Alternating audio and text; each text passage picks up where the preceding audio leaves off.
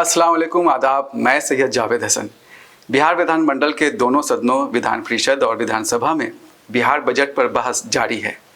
जाहिर सी बात है, सत्ता पक्ष बजट की तारीफ के पुल बांध रहा है और विपक्ष इसकी खामियां गिना रहा है।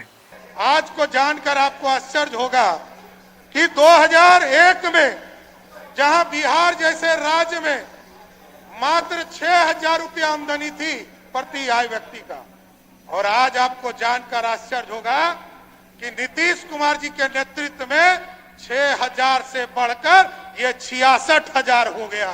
11 गुना अधिक आय आमदनी हो चुका है।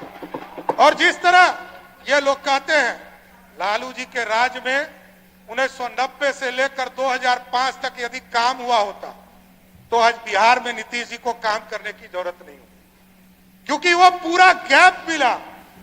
15 साल तक काम ही नहीं हुआ, सिर्फ नाच गाना और लौंडा का नाच होता रहा। यही था लालू जी का राज।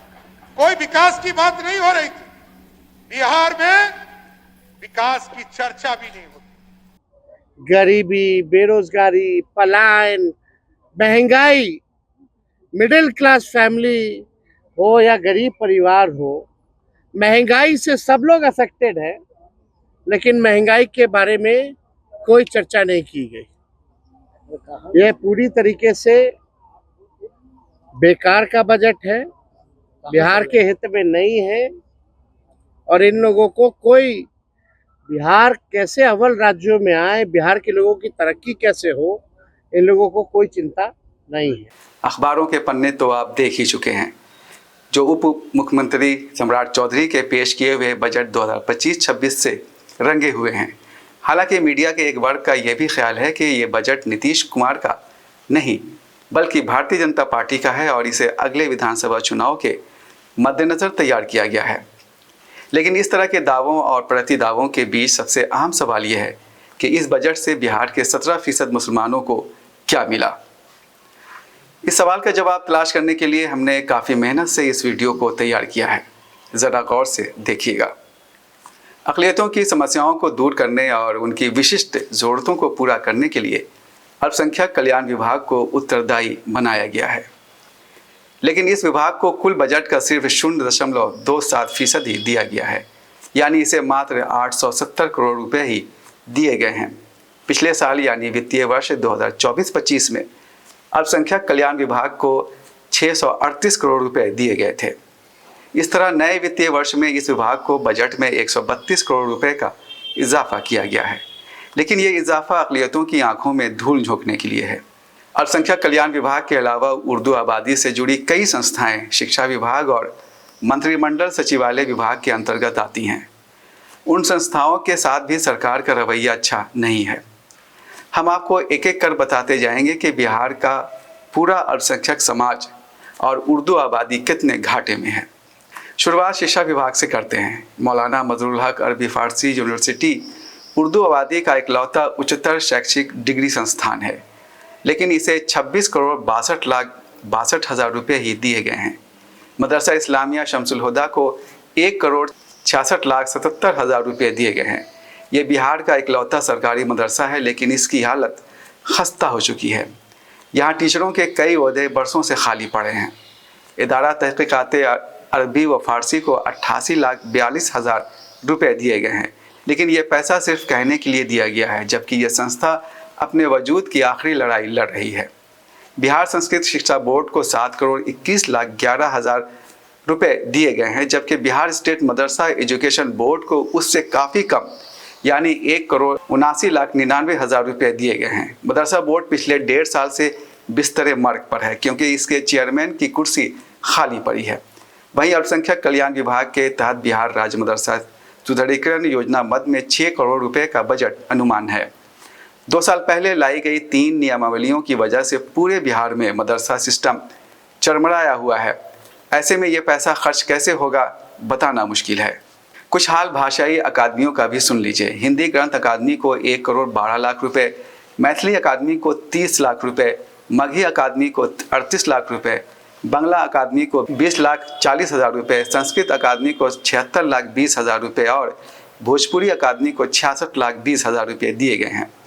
कहने को बिहार अंगिका अकादमी भी है, लेकिन लगता है ये सिर्फ नाम के लिए है। अभी इसकी पूरी तरह से स्थापना नहीं हुई है, इसलिए इसके बजट अनुमान में कोई राशि दर्ज नहीं है। अब आते हैं बिहार उर्दू अकादमी की तरफ। बिहार उर्दू अकादमी की सबसे बड़ी बदनसीबी ये है कि इसे अल्पसंख्यक कल्याण विभाग का हिस्सा बना दिया गया है, जबकि हमने ऊपर जिन 7 भाषाई अकादमियों का जिक्र किया है वो सभी शिक्षा विभाग के अंतर्गत हैं। इस तरह से उर्दू पर अल्पसंख्यकों की भाषा होने का टैग लगा दिया गया है। यही वजह है कि उर्दू के साथ अल्पसंख्यक समुदाय जैसा भेदभावपूर्ण बर्ताव किया जाता है। कहने के लिए वित्तीय वर्ष 2025-26 के लिए उर्दू अकादमी को 4,32,54,000 रुपये दिए जाएंगे, लेकिन सबसे बड़ा सवाल ये है कि पैसा खर्च कैसे होगा, क्योंकि पिछले 6 साल से उर्दू अकादमी डिफंक्ट है। इसकी कोई कार्यकारिणी समिति नहीं है, ना उपाध्यक्ष है और ना सचिव है। इसकी वजह से कोई नीतिगत फैसला नहीं हो पा रहा है और हर साल पैसे लैप्स कर जा रहे हैं। उर्दू अकादमी जैसा हाल अंजुमन तरक्की उर्दू बिहार का है। इसे 30,80,000 रुपये दिए गए हैं, लेकिन हमारे सूत्रों के अनुसार इसका पैसा भी लैप्स कर जाता है। ये एक ऐसी संस्था है जिसके काम का कुछ अता पता भी नहीं चलता। फिलहाल अब्दुल क़य्यूम अंसारी अंजुमन तरक्की उर्दू बिहार के अध्यक्ष हैं। शिक्षा विभाग के अंतर्गत कुछ बातें लाइब्रेरी की भी कर लें। खुदाबख्श ओरिएंटल पब्लिक लाइब्रेरी को सहायता अनुदान मद में 25 लाख रुपए दिए गए हैं। इस विश्वविख्यात सेंट्रल लाइब्रेरी का फिलहाल कोई डायरेक्टर नहीं है। दुर्लभ पांडुलिपियों के लिए दुनिया भर में मशहूर ये लाइब्रेरी पिछले 10 साल में अपना वक़ार लगभग खो चुकी है। यहाँ योग दिवस पर योग होता है और पीएम नरेंद्र मोदी की परीक्षा पे चर्चा के लिए स्कूली छात्र बुलाए जाते हैं। कमाल की बात है कि पटना में देश की इकलौती गवर्नमेंट उर्दू लाइब्रेरी का बजट पिछले साल के मुकाबले इस साल घटा दिया गया है। वित्तीय वर्ष 2024-25 में इस लाइब्रेरी का बजट 2,16,91,000 रुपये था। अगले साल के लिए इसे 1,66,05,000 रुपये कर दिया गया है। अब बात करते हैं अल्पसंख्यक कल्याण विभाग के तहत आने वाली 2 बड़ी संस्थाओं, बिहार राज्य सुन्नी वक्फ बोर्ड और बिहार राज्य शिया वक्फ बोर्ड की। सुन्नी वक्फ बोर्ड के लिए 3,86,00,000 रुपये, जबकि शिया वक्फ बोर्ड के लिए 2,62,00,000 रुपये का बजट रखा गया है। वित्तीय वर्ष 2024-25 के मुकाबले में इन दोनों बोर्ड्स के बजट में ज़रा भी इजाफा नहीं किया गया है। वक्फ संशोधन बिल की वजह से इन दोनों बोर्ड्स के अस्तित्व पर संकट बना हुआ है। बिहार वक्फ ट्रिब्यूनल भी खतरे में है। वक्फ संशोधन बिल में इसके अधिकारों को बहुत हद तक सीमित कर दिया गया है। वक्फ ट्रिब्यूनल के लिए 2,07,49,000 रुपये रखे गए हैं। वक्फ संपत्ति के रखरखाव, सुरक्षा और संवर्धन के लिए 2 करोड़ रुपए रखे गए हैं। पिछले साल भी इतनी ही रकम थी। इसके अलावा वक्फ संपत्ति के विकास के लिए वक्फ बोर्ड को रिवॉल्विंग फंड के रूप में अनुदान के लिए 55 करोड़ रुपए रखे गए हैं। पिछले साल भी इतनी ही रकम थी। वक्फ से संबंधित इन संस्थाओं और मदों का बजट 65 करोड़ रुपए से भी ज़्यादा होता है। इसके बावजूद अगर वक्फ संपत्ति के विवाद पर अंकुश नहीं लगा है और वक्फ संपत्ति का संवर्धन नहीं हुआ है, तो जाहिर सी बात है कि सवाल भी उठेंगे और समस्याएं भी पैदा होंगी। दूसरी तरफ हज ऑपरेशन के लिए बिहार राज्य हज कमेटी को अनुदान के लिए 1,20,00,000 रुपए दिए जाएंगे। पिछले साल भी इसका बजट इतना ही था। इस पैसे से हज को लेकर विभिन्न प्रकार के कार्यक्रम आयोजित किए जाते हैं। हज भवन में अल्पसंख्यक छात्र छात्राओं के लिए बीपीएससी की कोचिंग चलाई जाती है। इस मद में 5 करोड़ रुपए रखे गए हैं। पिछले साल भी इसका बजट इतना ही था। हालांकि अल्पसंख्यक वर्ग से आने वाले बीपीएससी उम्मीदवारों की कामयाबी को देखते हुए इस मद की रकम में इजाफा होना चाहिए था। बिहार राज्य अल्पसंख्यक आयोग का बजट 7,71,67 करोड़ रुपए रखा गया है। पिछले साल इसका बजट 5,53,02,000 रुपये था, यानी लगभग 2 करोड़ रुपए का इजाफा हुआ है। लेकिन ये बजट सिर्फ कहने के लिए है, इसलिए कि पिछले 1 साल से यहाँ ना कोई चेयरमैन है, ना वाइस चेयरमैन और ना कोई मेंबर। पूरा आयोग भंग है और कामकाज ठप पड़ा है। अल्पसंख्यक कल्याण विभाग के तहत कुछ अन्य योजनाओं का भी जिक्र कर लेते हैं। अल्पसंख्यक वर्ग के कामगारों के प्रशिक्षण के लिए वित्तीय वर्ष 2025-26 में 1 करोड़ रुपए रखे गए हैं, जबकि पिछले वित्तीय वर्ष 2024-25 में 3 करोड़ रुपए रखे गए थे। ये एक बड़ा सवाल है कि इस मद के 2 करोड़ रुपए क्यों घटा दिए गए। ठीक यही हाल मुस्लिम तलाकशुदा महिलाओं को सहायता के रूप में राशि उपलब्ध कराने का है। वित्तीय वर्ष 2025-26 में इस मद में 1 करोड़ रुपए रखे गए हैं, जबकि पिछले वित्तीय वर्ष में 2 करोड़ रुपए रखे गए थे। इस योजना में भी 1 करोड़ रुपए घटा दिए गए।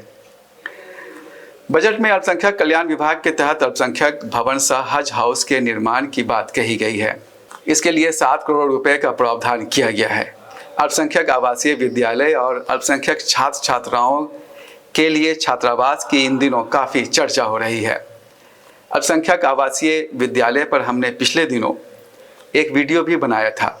वित्तीय वर्ष 2025-26 में अल्पसंख्यक आवासीय विद्यालय के निर्माण कार्य पर 2,45,97,97 रुपए खर्च होने का अनुमान है, लेकिन हर एक ज़िले में आवासीय विद्यालयों का निर्माण कब होगा कहना मुश्किल है, क्योंकि पिछले 5 साल में सिर्फ 2 आवासीय विद्यालय बनकर ही तैयार हुए हैं।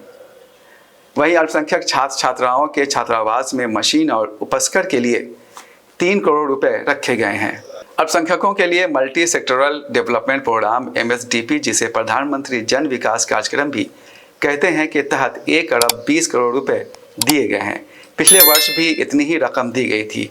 केंद्र सरकार द्वारा प्रायोजित इस कार्यक्रम से अल्पसंख्यक आबादी वाले ज़िलों में विकास का काम होता है, लेकिन अल्पसंख्यक आबादी वाले सीमांचल में इस कार्यक्रम के तहत विकास का कितना काम हुआ है, ये एक बड़ा सवाल है। इसी तरह बिहार राज्य अल्पसंख्यक वित्तीय निगम के हिस्सा पूंजी के रूप में यानी कैपिटल शेयर के तौर पर 1 अरब रुपए के खर्च का अनुमान लगाया गया है। पिछले वित्तीय वर्ष के बजट में भी इतनी ही राशि थी, लेकिन सवाल है कि पिछले 2 वर्षों में कितने अल्पसंख्यकों को रोजगार के लिए कर्ज दिया गया, इसका ठीक जवाब देने के लिए कोई तैयार नहीं है। अब बात करते हैं मंत्रिमंडल सचिवालय विभाग के तहत उर्दू आबादी के लिए बजट प्रावधानों की। इसके एक विंग उर्दू निदेशालय के लिए 3,39,44,000 रुपए के खर्च का अनुमान लगाया गया है। ये वही उर्दू निदेशालय है यानी उर्दू डायरेक्टरेट है, जिसके तहत पटना में मुशायरे और सेमिनार हुआ करते हैं। इसके अलावा उर्दू साहित्यकारों को पुरस्कृत और सम्मानित किया जाता है। पिछले वर्ष इसका पुनरीक्षित अनुमान 3,33,39,000 रुपये था। इस तरह इस मद में सिर्फ 6 लाख रुपए का ही इजाफा किया गया। यहाँ हम आपको याद दिलाते चलें कि उर्दू एडवाइजरी कमेटी को इसी उर्दू निदेशालय से ही पैसा दिया जाता था। उर्दू एडवाइजरी कमेटी का अलग से बजट नहीं बनता है। कमेटी का पुनर्गठन नहीं होने की वजह से ये 2018 से बंद पड़ी है। कुल मिलाकर नीतीश सरकार के इस आखिरी बजट में मुसलमानों के लिए कुछ भी नया नहीं है। ये एक रूटीन का बजट है जो किसी भी मायने में हौसला अफजा नहीं। ये सरकार की नीयत दर्शाता है, सरकार की मंशा दर्शाता है। ये दर्शाता है कि सरकार को अल्पसंख्यकों की कोई खोज खबर नहीं है, कोई सुध नहीं है, उनकी कोई फिक्र नहीं। बजट में 52 नई घोषणाएं करके आम वोटरों को लुभाने की कोशिश की गई है, लेकिन नीतीश ने मुसलमानों को लुभाने लायक भी नहीं समझा। ये अलग बात है कि मंत्रियों की नज़र में नीतीश से बेहतर कोई नहीं। करना चाहता हूँ अपने समाज के लोगों से कि 25 के चुनाव में एक तरफा दिखा दो ताकि हम लोगों का भी सीना चौड़ा हो। जो काम हो रहा है देश देख रहा है, देश कहे कि मुस्लिम समाज ने अच्छा निर्णय लिया है।